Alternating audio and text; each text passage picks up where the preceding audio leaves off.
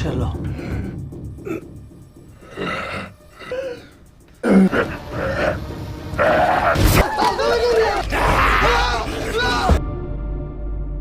Sa gitna ng Rome, Italy, dumating ang isang negosyanteng nagngangalang Claudio sa gusali ng kanilang kumpanya at pagpasok niya sa elevator ay nakatanggap siya ng isang tawag mula sa kanyang asawa na si Lorena, kung saan makikita na takot ito dahil may mga kakaibang pag-atake na nagaganap sa buong lungsod. Dahil sa nangyayaring kaguluhan ay maraming kalsada sa Rome ang agarang isinara at nagtalaga na rin ang gobyerno ng ilang grupo upang kontrolin ang sitwasyon, hanggang sa biglang nag-flash ang mga ilaw sa loob ng elevator dahilan upang huminto ito sa kalagitnaan ng palapag. Sinabihan ni Claudio ang kanyang asawa tungkol sa nangyari sa elevator, at dahil sa kaguluhan sa lungsod ay sinabihan siya ni Lorena na kung maaari ba itong dumaan sa supermarket pagkatapos ng kanyang trabaho dahil hindi siya makapunta dahil sa napakagrabeng trapiko. Subalit nagalit si Claudio at sinermunan niya ang kanyang asawa, at dahil wala na siyang oras upang pumunta sa supermarket at sinasabing may mga problema pa sa kanyang kumpanya at ayaw na niyang dagdagan pa, mayat maya ay tinawagan siya ng security team ng gusali at sinabihan itong maghintay ng ilang minuto habang iniimbestigahan nila ang problema sa elevator.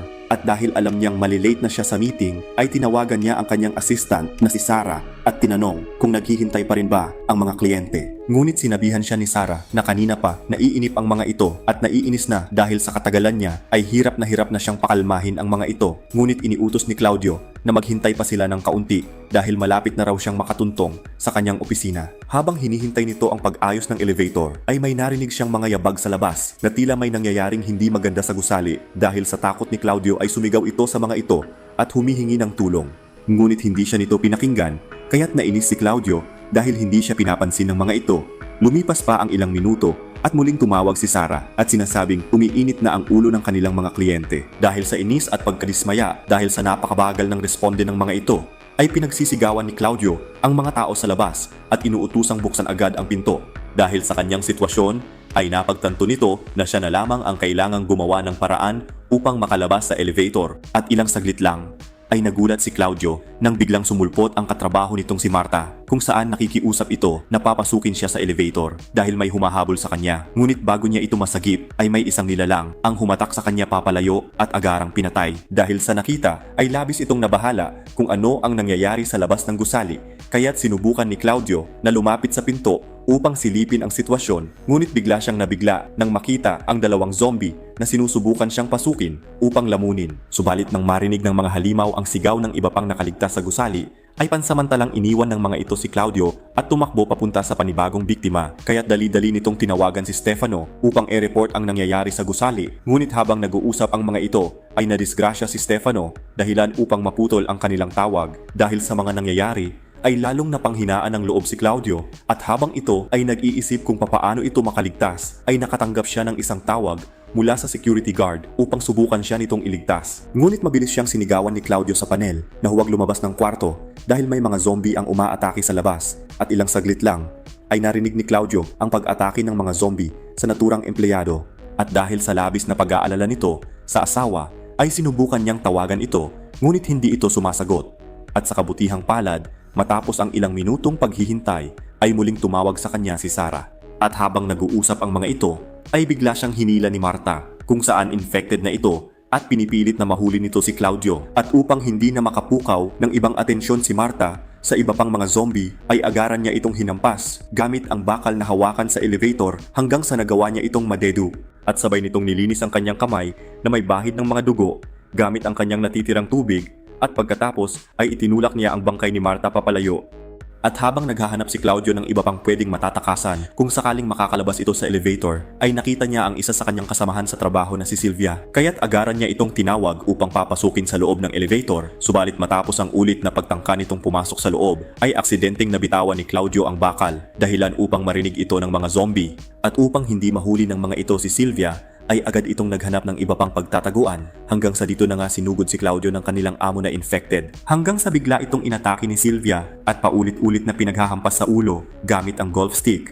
Subalit ilang saglit lang ay may dalawa pang zombie ang umatake sa kanya dahilan upang pagpiestahan siya nito. Dahil sa nangyayaring karumal-dumal ay hindi na maiwasan ni Claudio na maiyak habang kausap nito sa kanyang cellphone si Lorena, at nagtatanong ito kung ano ang dapat niyang gawin.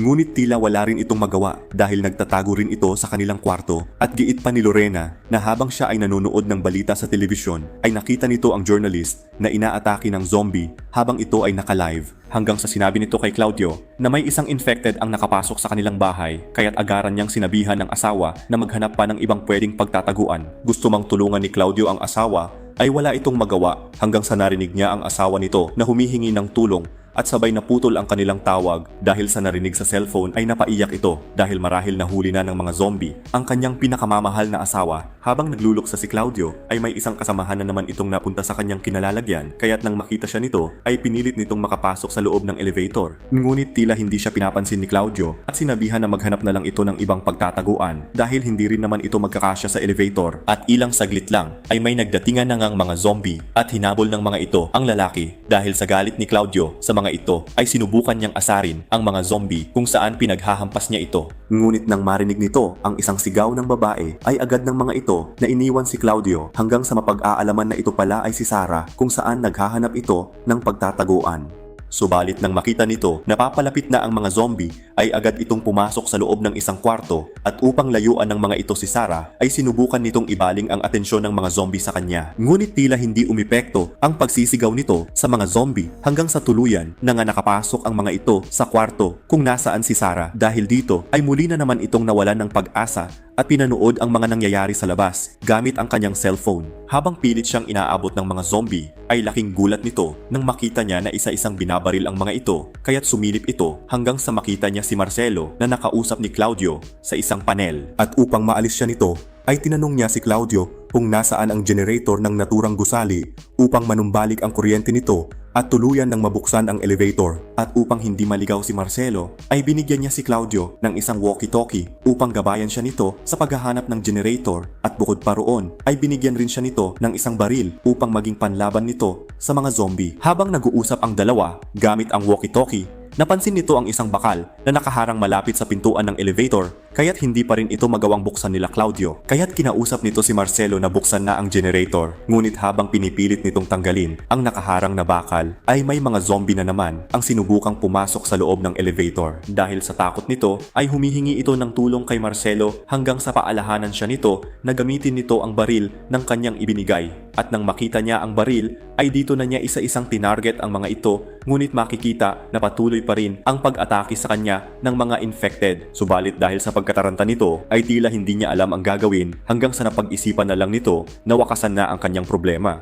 Ngunit ilang saglit lang ay narinig nito ang boses ni Marcelo na nagmumula sa itaas ng elevator kung saan pinipilit nitong makapasok dahil sa mga zombie na humahabol rito. Kaya't agarang sinira ni Claudio ang kisame ng elevator upang makapasok si Marcelo at nang ito ay makapasok na ay agad nitong binaril ang mga zombie gamit ang dala nitong shotgun. At nang nakapagpahinga na ang mga ito ay dito tinanong ni Claudio kay Marcelo kung ano ang nangyari sa kanya sa itaas na palapag kaya't sinabi nito na hindi niya nabuksan ang generator sa kadahilanan na napakadami ng mga infected ang sumugod sa kanya kung saan kinailangan pa niyang makipaglaban sa mga zombie hanggang sa makagat siya ng mga ito at habang nakaupo sa kawalan ay napatanong si Claudio kay Marcelo kung may asawa ba ito.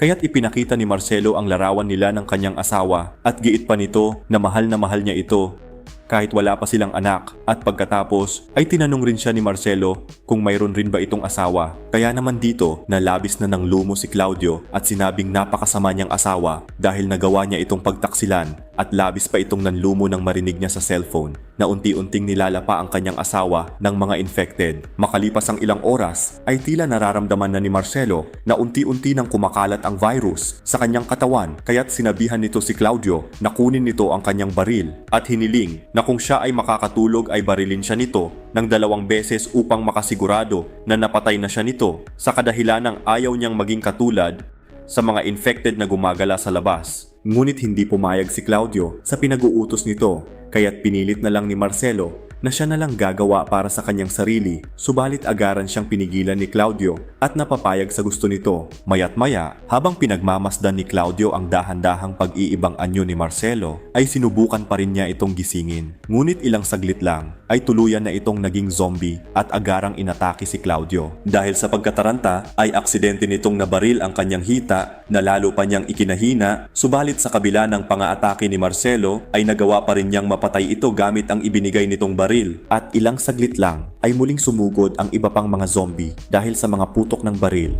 Kaya naman nang makita muli ni Claudio ang mga ito ay dito na niya binuhos ang galit nito at iniisa-isa niya itong pinatumba hanggang sa ito ay makatulog.